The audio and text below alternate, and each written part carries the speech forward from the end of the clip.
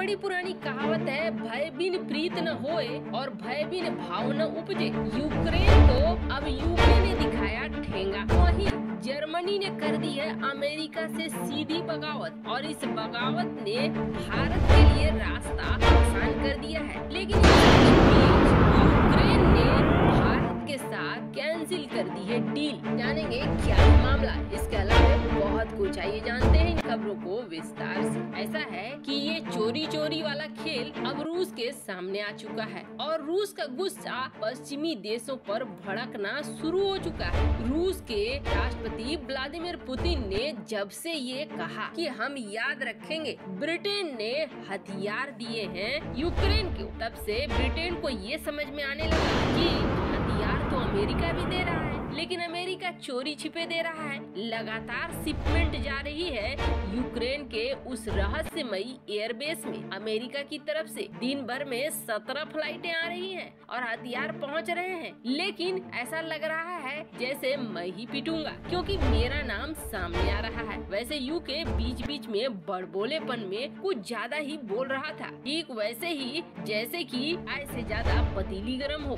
America कुछ बोले न बोले, उससे पहले यूके बोल पड़ता था। अब जैसे ही राष्ट्रपति पुतिन ने ये धमकी दी है बिल्कुल नाम लेकर कि यूके ने जो किया है वो नहीं भूलेंगे, वैसे ही यूके के पैर डगमगाने लगे हैं। ब्रिटेन के प्रधानमंत्री बोरिस जॉनसन जिस तरीके से रिएक्ट कर रहे हैं उसे देखकर तो ऐसा ही लग रहा है। सबसे पहली बात तो ये है कि यूके ने अब रूस को एक महान देश, एक महाशक्ति बतलाना शुरू कर दिया है और ये कोई और नहीं बल्कि ब्रिटेन के प्रधानमंत्री बोरिस जॉनसन कह रहे हैं कि रूस एक महान राष्ट्र है और एक महाशक्ति है। वहीं दूसरी तरफ यूक्रेन से लोग भाग रहे हैं और ये भागकर शरण ले रहे हैं आसपास के यूरोपीय देशों में। अब यूक्रेन से शरणार्थी ब्रिटेन की तरफ भी आ रहे हैं, लेकिन ब्रिटेन ने रख दी है बड़ी शर्त और ये शर्त यूक्रेन को आहत करने वाला है, क्योंकि ब्रिटेन का ये कहना है कि हम किसी भी शरणार्थी को यूं ही नहीं घुसने देंगे अपने देश में। यूक्रेन के शरणार्थी आ रहे हैं, यूक्रेन में हालात खराब हैं, यहाँ तक तो सब कुछ ठीक है, लेकिन सबसे पहले शरणार्थियों की जांच होगी और जांच प्रक्रिया के बगैर कोई एंट्री नहीं लेगा, यानी घुसने से पहले ही अपनी जांच करवानी पड़ेगी। आपको बता दें ये सबसे बड़ा झटका माना जा रहा है यूक्रेन के लिए, लेकिन अभी खेल यही खत्म नहीं हुआ है। रूस ने जो काफी पहले रणनीति बनाई थी वो रणनीति काम आ रही है। नॉर्थ स्ट्रीम पाइपलाइन 2 यूक्रेन के ऊपर हमला करेगा रूस, तो रूस जानता था ये हथियार काम आने वाला है और ऐसा ही हुआ। रूस ने जर्मनी के साथ दोस्ती बनाई और ये दोस्ती इतनी गहरी हुई कि रूस और जर्मनी के बीच गैस पाइपलाइन को लेकर एक बड़ा समझौता हो गया। यहाँ तक कि यूरोप के देशों को गैस सप्लाई करने लगा रूस। यूरोप के कई देश रूस के ऊपर हो गए निर्भर और इस निर्भरता को अचानक से तोड़ा नहीं जा सकता है। अमेरिका की दोगली नीति देखिए।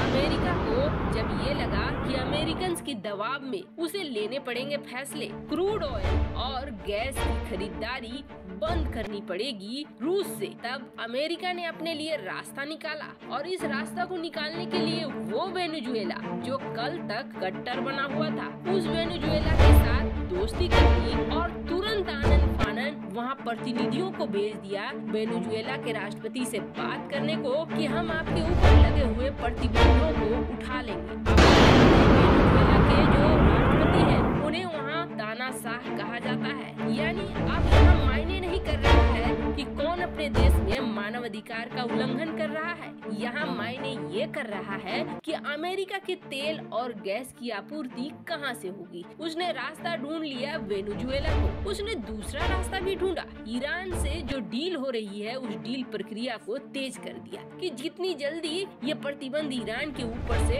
हटाए जाए। और आपको बता दें अमेरिका तुरंत से वेनेजुएला और ईरान दोनों के ऊपर से प्रतिबंध उठा लेगा और ये प्रतिबंध वो सिर्फ अपने फायदे के लिए उठा रहा है कि उसके यहाँ तेल गैस की आपूर्ति में कोई प्रॉब्लम न हो। लेकिन यूरोप क्या, यूरोप में तो बड़े ही अच्छे तरीके से रूस के पाइपलाइनों का जाल बिछा हुआ था। यूरोप में आसानी से गैस पहुंच जाता। लेकिन यूरोप से थोड़ी मतलब है अमेरिका को, अमेरिका को मतलब है खुद से। अगर तुम्हें भी चाहिए तो वेनेजुएला से ले लो, तुम्हें भी चाहिए तो ईरान से ले लो। हाँ, थोड़ा सेटअप करना पड़ेगा, नया कर लेना सेटअप। कुछ इसी तरह के हालात अमेरिका पैदा कर रहा है यूरोप के लिए, और ये बन गया बगावत की वजह। अब जर्मनी खुले तौर पर आ गया। जर्मनी ने कहा हम इस युद्ध के पक्ष में पहले भी नहीं थे और आज भी नहीं है। और दूसरी बड़ी बात ये है कि अगर आप लोग जो नाटो के मेंबर हैं या अमेरिका ये सोच रहा है कि तेल की खरीदारी,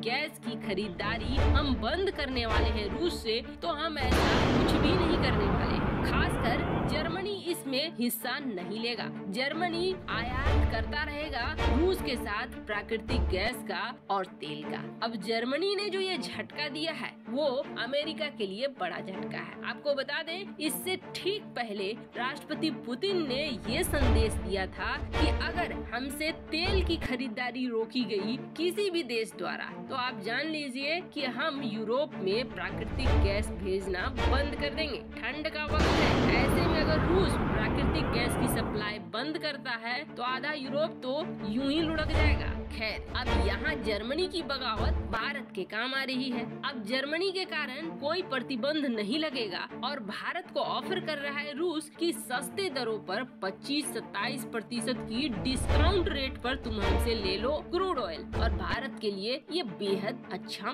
मौका है। एक तरफ भारत के लिए जहाँ खुशखबरी आ रही है, तो वहीं दूसरी तरफ यूक्रेन भारत के साथ किए गए एक डील को कैंसिल कर रहा है। ये डील 1500 करोड़ रुपए की डील थी, जिसे अचानक से कैंसिल किया जा रहा है। वैसे आपको बता दें, यूक्रेन की तरफ से जिस सेक्टर में ये डील दी गई थी भारत को, वो सेक्टर इस वक्त एक बड़े ऑर्डर का इंतजार कर रहा था और ये बड़ा ऑर्डर संजोग से यूक्रेन की ही तरफ से मिला था। भारत इस ऑर्डर को पूरा करने वाला भी था, लेकिन अब ये ऑर्डर बीच में ही अटक गया है और इसके कैंसिल होने की प्रक्रिया की शुरुआत हो गई है। दरअसल यूक्रेन ने ऑर्डर दिया था भारत के रेलवेज को और कहा था कि उन्हें बोगीज चाहिए, और ये बोगीज 1500 करोड़ की लागत से बनने वाले थे। अब ये डील इस वक्त रेलवे के लिए बहुत बड़ी डील मानी जा रही थी। बांग्लादेश ने भारत को धोखा देकर चीन को कॉन्ट्रैक्ट दे दिया, जिसके बाद से भारत का रेलवे काफी समय से